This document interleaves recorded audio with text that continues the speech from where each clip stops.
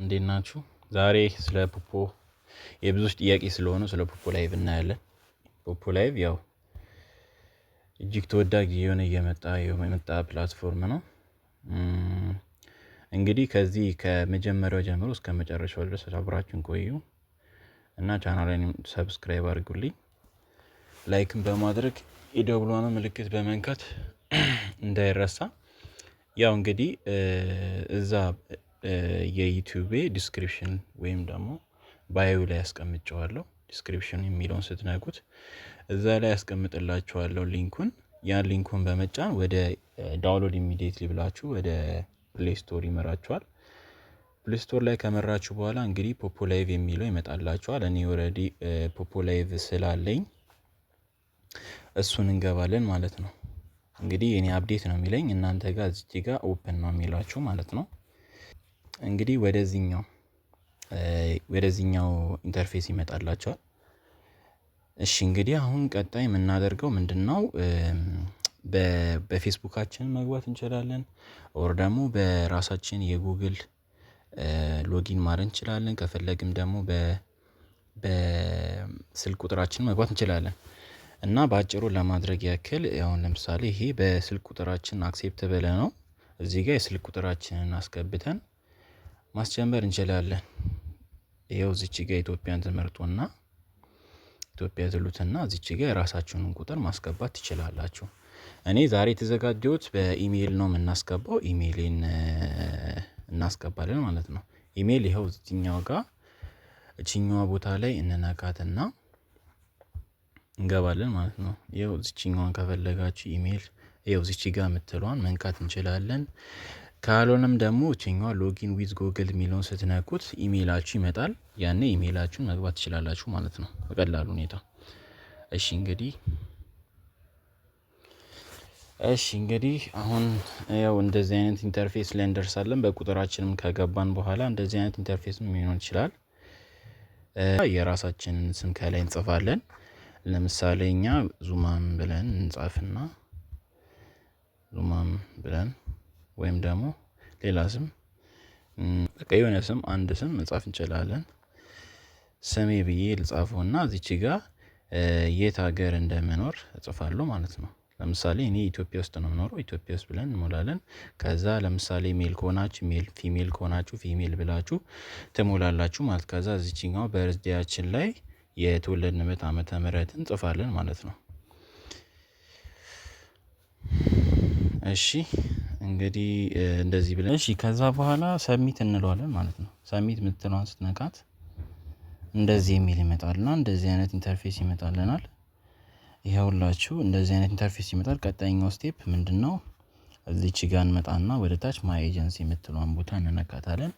ማይ ኤጀንሲ ቦታ ላይ አሁን የምሰጣችሁን ቁጥር ታስገባላችሁ ማለት ነው። እሺ ቀጥሎ ይሄኛውን አሁን የሰጣችሁን ቁጥር ከላይ የማስቀምጥላችሁን ያስገባሁት ቁጥር ስታስገቡ እንደዚህ ዙማ ሚል ይመጣል። ከዛ ፕሊስ ኢንተር ኤጀንት አይዲ የምትለዋን አንዴ ትነካላችሁ ማለት ነው። ኮንፊርም ታደርጋላችሁ ማለት ነው። ከዛ እንደዚህ ኮንግራቹሌሽን ምናምን ይመጣላችኋል። ከዛ በቃ ጨርሳችኋል። ከዚህ ትወጡና ሌላኛውን ተነካላችሁ። ቀጣይ ላይ እዛው ጥግ ላይ ያለችው አምስተኛ ላይ ፕሮፋይላችሁን በመንካት ያከበብኩባትን AUTH የምትሏን አካውንታችሁን አውተንቲኬት ለሆን ወይንም ደግሞ ሰርቲፋይድ ለማድረግ እንገባለን ማለት ነው። ከዛ እዚህ ጋር ፌስ አውተንቲኬሽን የምትሏን ጎትሉታላችሁ። በመቀጠል እዚህ ጋር ቀስት ያደረኩበት ጋር የራሳችሁን በቅርቡ የተነሳችሁን ፎቶ አፕሎድ ታደርጋላችሁ። ከዛ እዚህ ጋር ባዶ የነበረው ልክ እንደዚህ ፎቶ ይመጣላችኋል። ከዛ እዚህ ጋር ቀስት እንዳደረኩበት ስታርት ቱ ሰርቲፊኬት ትሉታላችሁ።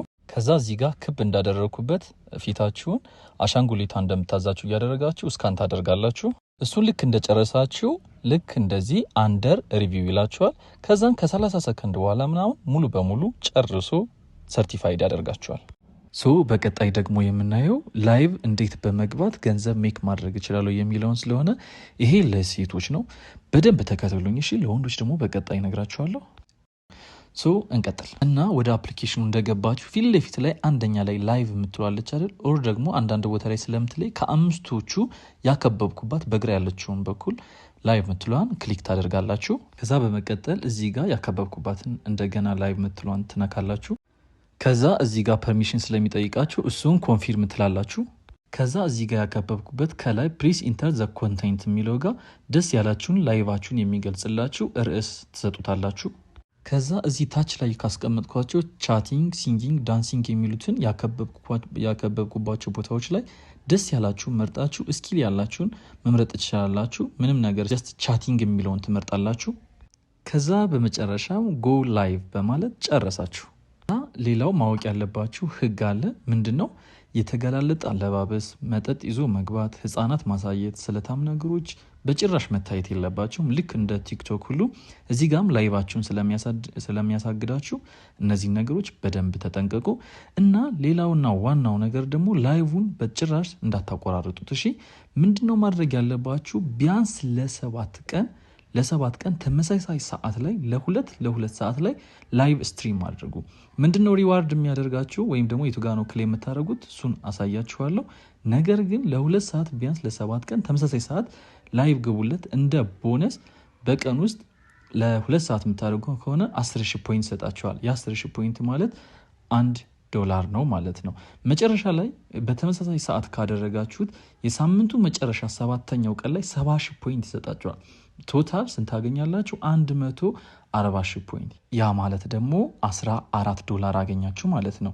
ዳት ሚንስ 2,000 ብር በአንድ ሳምንት ውስጥ።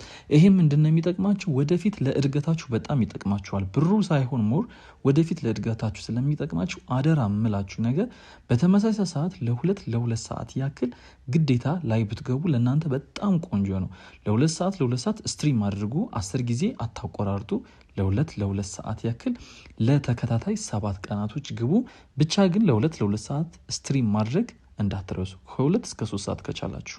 ሌላው ላይቭ መች ነው መግባት ያለባችሁ የሚለው ነገር ከዛሬው ቀን ጀምሮ ነው። ከቻላችሁ ዛሬ፣ ካልሆነ ነገ፣ ከቻላችሁ ግን ዛሬ ለ7 ቀን እንደገባችሁ የመጀመሪያዎቹን 7 ቀናቶች እንደዚህ የሚቆጥርላችሁ።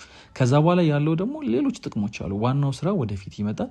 ግን ለመጀመሪያ ለ7 ቀናቶች ይህን ብታደርጉ እጅጉን ትጠቀማላችሁ። እሺ፣ ለ7 ቀን ይህን ማድረግ እንዳትረሱ።